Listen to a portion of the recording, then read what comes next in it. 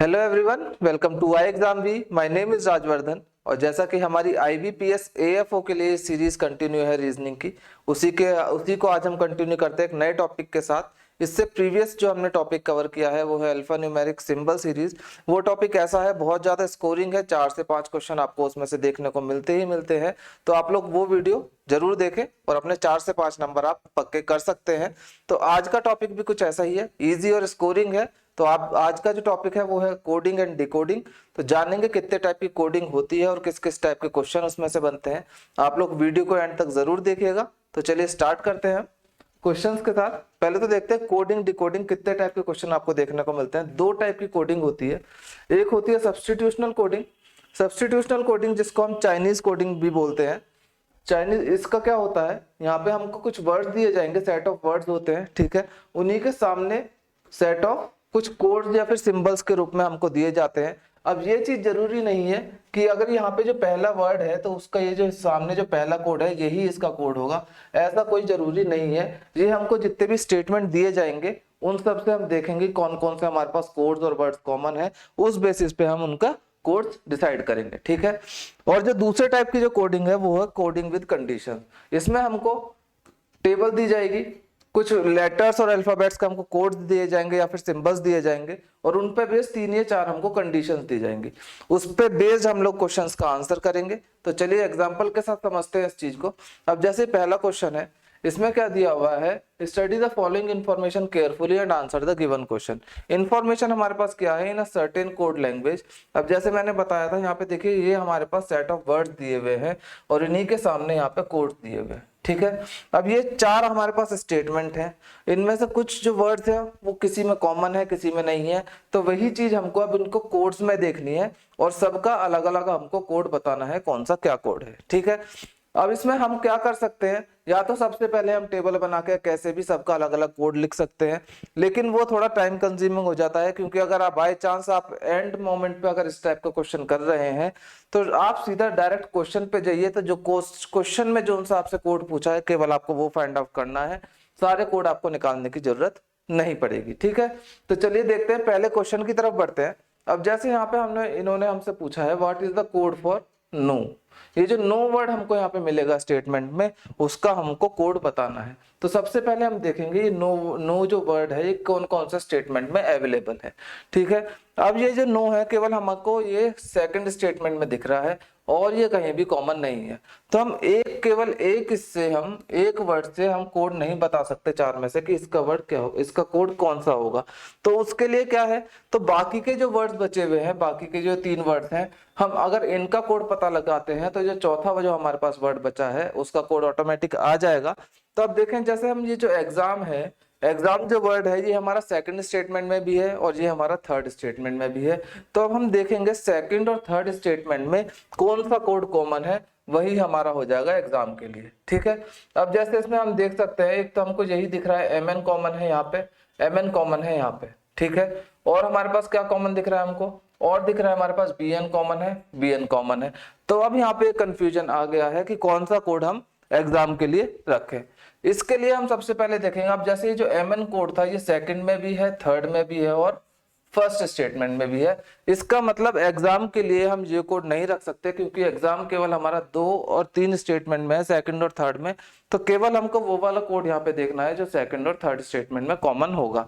तो सेकंड और थर्ड में हमारे पास कॉमन है bn।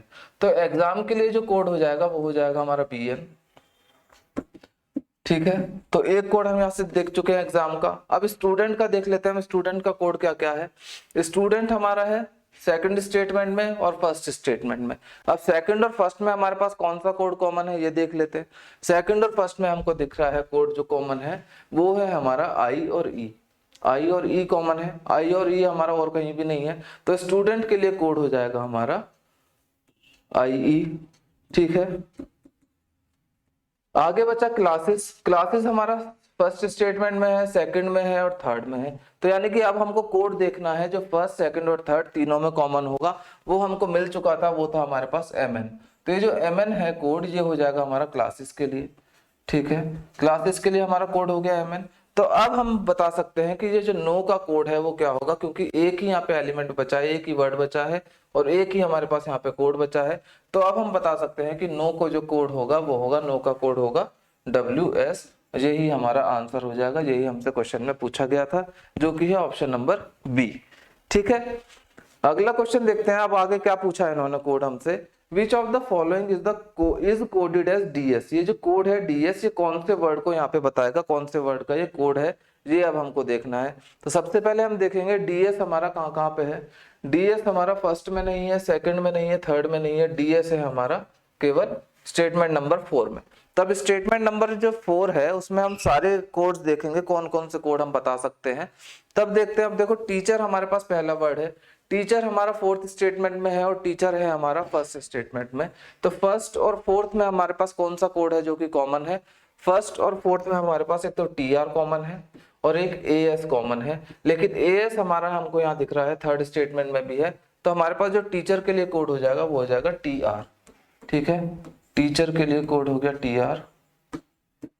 आगे देखते हैं, स्कूल के लिए क्या कोड है हमारे पास। स्कूल हमारा 4th स्टेटमेंट में और 3rd में है।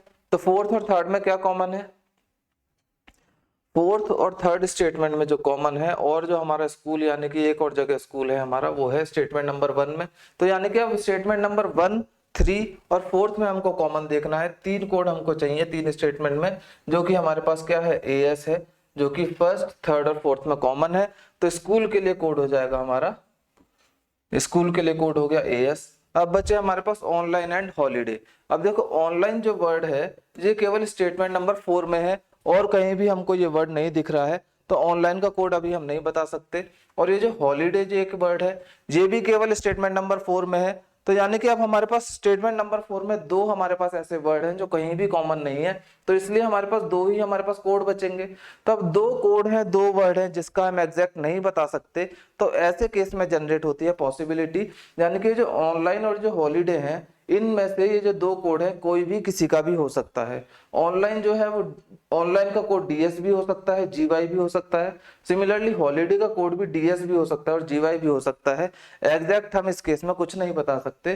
तो हम देखेंगे कौन सा ऑप्शन है जो DS के लिए कोड हमको दिखा रहा है। ऑनलाइन या हॉलीडे में से कोई भी हो सकता है। हॉलीडे भी हमारे पास ऑप्शन में है, ऑनलाइन भी हमारे पास ऑप्शन में है। तो यानी कि अब हमको जो ऑप्शन नंबर E दिया हुआ है वो इसका आंसर होगा, इधर ऑनलाइन और हॉलीडे, क्योंकि हमारे पास एग्जैक्ट इंफॉर्मेशन नहीं है इस कोड के लिए कि हम इसको कौन सा वर्ड रखेंगे। ठीक है, कौन सा वर्ड का ये कोड है एग्जैक्टली। यहाँ पे पॉसिबिलिटी जनरेट हुई है, ऑनलाइन का कोड भी हो सकता है DS और हॉलीडे का कोड भी हो सकता है DS। ठीक है, तो ऐसे केस में इधर और वाला जो ऑप्शन है वो हमारा आंसर हो जाएगा। अगर कोई एक यहाँ पे ऑप्शन में होता तो हम वहां पे उसका भी इस टाइम पे नहीं बता सकते, तो उसके साथ हमें ऑप्शन क्या मिलता, C and D can not be determined. ठीक है, क्योंकि एग्जैक्ट कोड वो उसका नहीं होता। अगला question, what may be the possible code for student studies. अब यहाँ पे एक वर्ड यूज हुआ है पॉसिबल। पॉसिबल यानी कि यहाँ पे भी हमको बस संभावना बतानी है, एग्जैक्ट कोड हम यहाँ पे इस चीज का नहीं बता सकते। किसका बताना है, स्टूडेंट और स्टडीज का। स्टूडेंट हमारा स्टेटमेंट्स में अवेलेबल था, स्टूडेंट हमारा स्टेटमेंट नंबर 1 में है, 2 में है, केवल इन 2 में है। तो स्टूडेंट का कोड शायद हमने प्रीवियस क्वेश्चन में लिखा भी था, वहां से हम देख सकते हैं स्टूडेंट का कोड था हमारा IE। तो IE हमारा ऑप्शन में होना चाहिए, जो कि हमारा पांचों के पांचों ऑप्शन में IE है। अब स्टडीज का कोड हम क्या रख सकते हैं ये हमको देखना पड़ेगा। किस तरह से देखेंगे, हम देखेंगे BN। क्या BN और जो यहाँ पे वर्ड्स अवेलेबल हैं उनका किसी का कोड अगर BN नहीं है तो हम वो कोड स्टडीज को दे सकते हैं। ठीक है, तो सबसे पहले देखेंगे BN यहाँ पे अवेलेबल है, तो BN तो यहाँ पे ऑलरेडी है, तो यानी कि किसी ना किसी वर्ड का BN यहाँ पे कोड होगा। WS भी हमने कोड देखा था अभी प्रीवियस क्वेश्चन में, किसका निकला था, WS निकला था नो वर्ड के लिए, तो WS भी नहीं है, ये दोनों ऑप्शन कैंसिल आउट हो गए। TR जो कोड था TR भी हमारे पास है, ये हमारा निकला था टीचर के लिए। अब ये जो MN है, MN भी हमारा 3 जगह कॉमन था, 1, 2 और 3rd स्टेटमेंट में, जो कि हो गया था हमारा क्लासेस के लिए। ठीक है, तो यानी कि ये भी नहीं होगा।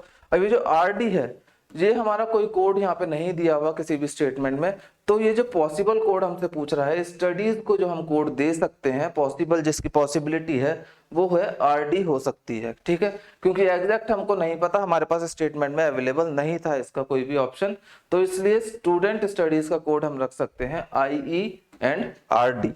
ठीक है, तो इस तरह से हम पॉसिबल कोड बताएंगे, क्योंकि एग्जैक्ट हमारे पास स्टडीज के लिए कोई भी इंफॉर्मेशन नहीं थी। लेकिन ये जितने भी ऑप्शन कैंसिल आउट हुए हैं सबके कोड हमारे पास यहाँ पे थे अवेलेबल, जिनके सामने वर्ड्स भी लिखे हुए थे।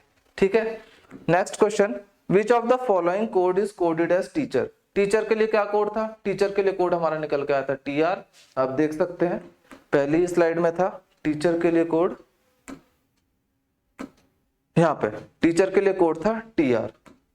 ठीक है, तो यही हमारा आंसर हो जाएगा। Next question, question number 5, if online is coded as G Y. अब देखो ऑनलाइन और हॉलीडे हमारे पास पॉसिबिलिटी आ रही थी किसकी? डीएस और जी वाई की। ठीक है, अब यहाँ पे इन्होंने कंडीशन दे दी, अगर online is coded as G Y, online का कोड इन्होंने जी वाई दे दिया है, then what will be the code for holiday. अब हम यहाँ पे बता सकते हैं कि हॉलीडे का कोड क्या होगा?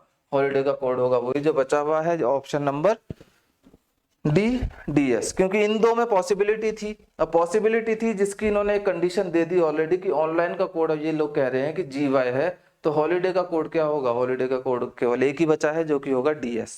ठीक है, तो ये था सब्स्टिट्यूशनल कोडिंग का एक सेट। ये भी 4 से 5 नंबर का क्वेश्चन आता ही आता है, तो आप लोग ध्यान से इस टाइप के क्वेश्चन की प्रैक्टिस कीजिएगा। अगले जो यहाँ पे टाइप है वो है जो कंडीशंस विद कोडिंग था, कोडिंग विद कंडीशंस था। अब यहाँ पे हमको कुछ कंडीशंस दी होंगी, ये थोड़ी सी डायरेक्शन है जिसमें मैं बता देता हूँ क्या है। लेटर्स दिए होंगे, उनके सामने कुछ डिजिट्स और सिंबल होंगे। ठीक है, ऑप्शंस ये होंगे 1 2 3 4। आपको उन कंडीशंस के हिसाब से देखना है कौन सा ऑप्शन हमारा मैच कर रहा है। अगर कोई भी ऑप्शन मैच नहीं करता तो एक ऑप्शन है नन ऑफ दिस का, जो कि ऑप्शन नंबर 5 है, आप लोग उसको आंसर मार्क करेंगे। ठीक है, अब देखिए ये हमारे पास एक छोटी सी टेबल दी हुई है जिसमें कुछ लेटर्स दिए हुए हैं और उनके सामने उनके कोड्स और सिंबल्स लिखे हुए हैं। ठीक है, उसके बाद ये हमारे पास 3 कंडीशन दी हुई हैं। क्या क्या कंडीशन है? अब जो भी हमसे क्वेश्चन पूछा जाएगा, कोई भी वर्ड होगा या सेट ऑफ जो लेटर्स होगा, उसमें अगर पहला जो लेटर है हमारा वो कॉन्सोनेंट है और जो लास्ट लेटर अगर वॉवल है, तो उस केस में क्या होगा? उनके जो कोड्स हैं their codes are to be interchange, यानी कि उस केस में इनके जो कोड्स हैं वो इंटरचेंज हो जाएंगे। जैसे कि यहाँ पे हम देख सकते हैं, यहाँ पे ओ वॉवल है, वॉवल का कोड यहाँ पे 1 है, ओ का, एम का कोड है $, लेकिन इस कंडीशन के हिसाब से हम लोग देखेंगे तो ओ का कोड हो जाएगा $, और एम का कोड हो जाएगा 1, जो कि आपस में इंटरचेंज कर दिए हैं इस पहली कंडीशन के हिसाब से। ठीक है, अब दूसरी कंडीशन क्या है? If both the first and third letter are consonant, कोई भी जो वर्ड होगा, ठीक है, क्वेश्चन में जो क्वेश्चन वर्ड हमको दिया होगा उसमें पहला और जो थर्ड लेटर है वो अगर कॉन्सोनेंट है, तो उस केस में हम क्या करेंगे? केवल फर्स्ट और थर्ड जो एलिमेंट होगा उसका कोड हो जाएगा हमारा पी। ठीक है, थर्ड जो कंडीशन है, if first letter is vowel and the last letter is consonant, अगर पहला वॉवल है और लास्ट में कॉन्सोनेंट है, both are to be coded as the code of consonant. ठीक है, जो इस कंडीशन में क्या होगा? पहला वॉवल, लास्ट वाला कॉन्सोनेंट, तो जो हमारे जो आंसर जो होगा उसमें क्या करेंगे हम? जो कॉन्सोनेंट का कोड होगा ना, वही हम दोनों जगह रखे जाएंगे, क्योंकि वॉवल का कोड भी अब कॉन्सोनेंट को रिप्लेस कर देगा कंडीशन नंबर 3 के हिसाब से। ठीक है, अब ये कंडीशन हमको देखे क्वेश्चन में किस तरह से लगानी है वो देखते हैं। अब जैसे हमको क्वेश्चन दिया हुआ है, इसमें क्या है? ओ ए जेड एफ सी बी। हम इसमें देख पा रहे हैं पहला जो लेटर है वो है ओ, जो कि वॉवल होता है। ठीक है, और लास्ट लेटर है बी, जो कि कॉन्सोनेंट है। तो पहला वॉवल और लास्ट कॉन्सोनेंट, इस ऐसी कोई हमारे पास कौन सी कंडीशन थी? ये रही condition number 3, if first letter is vowel and last letter is consonant, तो उसमें हम क्या करेंगे? जो कॉन्सोनेंट का कोड होगा वो वहां पे दोनों जगह आ जाएगा, तो वही हम रखते हैं। अब यहाँ पे जो बी का कोड हमारे पास है वही हो जाएगा ओ का कोड भी, तो हम यहाँ से देख सकते हैं बी का कोड क्या है? हैशटैग। तो बी का कोड हैशटैग है और बी का जो लास्ट में कोड है वो तो एज इट इज रहेगा ही, क्योंकि दोनों जगह हमको कॉन्सोनेंट का कोड ही रखना है।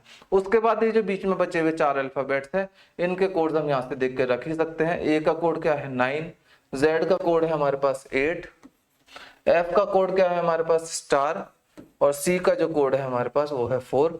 अब ये हम ऑप्शन में से मैच कर लेंगे कौन सा ऑप्शन इससे मैच हो रहा है। हैशटैग हैशटैग दोनों जगह है, 9 8 स्टार 4 देख सकते हैं कहाँ है? 9 8 स्टार 4, जो कि ऑप्शन नंबर बी। ठीक है, नेक्स्ट क्वेश्चन। अब देखो यहाँ पे क्या है? हमारा पहला भी यहाँ पे क्या है? कॉन्सोनेंट है और लास्ट भी कॉन्सोनेंट है। तो पहले और लास्ट के कॉन्सोनेंट होने की कोई हमारे पास कंडीशन थी? पहला और लास्ट अगर हमारे पास कॉन्सोनेंट है, first consonant last vowel, first और थर्ड कॉन्सोनेंट, और फर्स्ट वॉवल और लास्ट कॉन्सोनेंट। यहाँ पे दोनों जगह यानी कि फर्स्ट और लास्ट में दोनों कॉन्सोनेंट हो, ऐसी कोई कंडीशन हमको नहीं दे रखी है। तो हम बाकी कंडीशन देखते हैं और कौन सी कंडीशन हम लगा सकते हैं उसमें। अब देखो, एक हमारे पास है फर्स्ट और थर्ड एलिमेंट वाली कंडीशन। उसमें क्या बोल रहा है, अगर पहला एलिमेंट और थर्ड एलिमेंट हमारे पास कॉन्सोनेंट है तो उस केस में क्या था, उस केस में था हमारे पास उन दोनों का कोड शायद पी हो जाएगा। ठीक है, उस केस में फर्स्ट और थर्ड एलिमेंट का जो कोड है वो पी हो जाएगा और बाकी के जो बचे हुए एलिमेंट्स हैं उनका कोड हम यहाँ से इस टेबल में से लिख देंगे। तो यानी कि आर का कोड पी हो जाएगा, एफ का कोड पी हो जाएगा। ठीक है, जेड का कोड है हमारे पास 8, सी का कोड हमारे पास है 4, डब्ल्यू का कोड है हमारे पास @ और बी का जो कोड है हमारे पास वो है हैशटैग। अब देख लेते हैं हम ऑप्शन में से कहाँ पे है ये @ हैशटैग, केवल एक ऑप्शन में आ रहा है लास्ट में ये, बाकी का चेक कर लेते हैं। P8 P4 @ यही हमारा इसका आंसर हो जाएगा, option number D. Next question.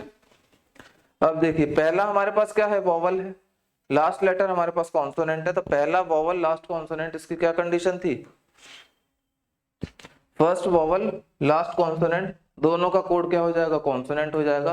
Consonant का जो कोड है वो हो जाएगा, इसमें क्या होगा, एन का जो कोड है, एन का कोड % और ऐसे लास्ट में %। बाकी बचे हुए हम एज इट इज रख देंगे। यू का कोड हो जाएगा 2, के के लिए कोड है हमारे पास 7, डब्ल्यू के लिए कोड है हमारे पास @ नहीं, सी का बचा है, सी के लिए कोड है हमारे पास 4 और डब्ल्यू के लिए कोड है हमारे पास @ देख सकते हैं कौन सा ऑप्शन है, %, 274 @ बीच में आना है और फर्स्ट और लास्ट में %।